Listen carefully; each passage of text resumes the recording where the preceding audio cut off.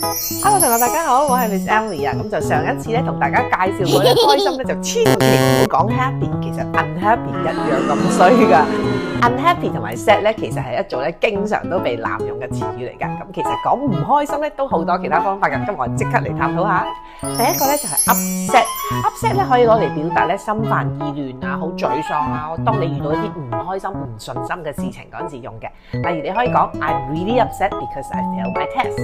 第二個咧就係 miserable 啦。咁 miserable 咧除咗唔開心之外咧，仲有帶一啲痛苦啊、受難啊、唔舒服，真係可能肉體上面有啲唔舒服嘅感覺噶噃。好似你俾大雨淋到成身濕晒，好唔舒服嗰陣時咧，你就可以講 I feel miserable when I got soaked in the rain。之後嗰個就叫 glum 啦。其實 glum 係一個好形象化嘅字嚟嘅，佢其實真係講你揦住個口面咧，好唔開心、好苦惱、抑鬱嗰個樣嘅。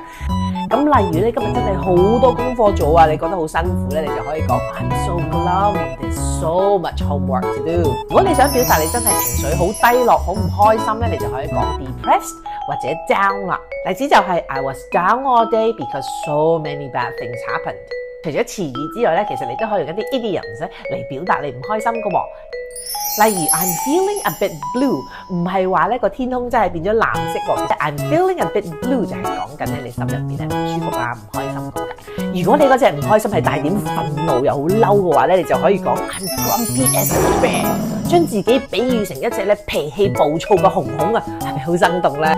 例如你 weekend 想瞓多陣，點知俾阿媽嘈醒又瞓唔翻嗰陣時咧，你就可以講I'm grumpy as a bear right now。而最尾嗰個亦都非常之形容化，就係 I'm down in the dumps。dumps 咧即係垃圾堆嘅意思啊！想象下你自己覺得你自己係嚿垃圾跌咗落垃圾堆，心情又點會好咧？所以你講自己咧好 down 啊，好唔開心嗰陣時咧，亦都可以講咧 I'm down in the dumps。好啦，今日又教識咗你哋好多唔同講唔開心嘅辦法，就千祈唔好再成日用 unhappy 或者 sad 咁老土啦。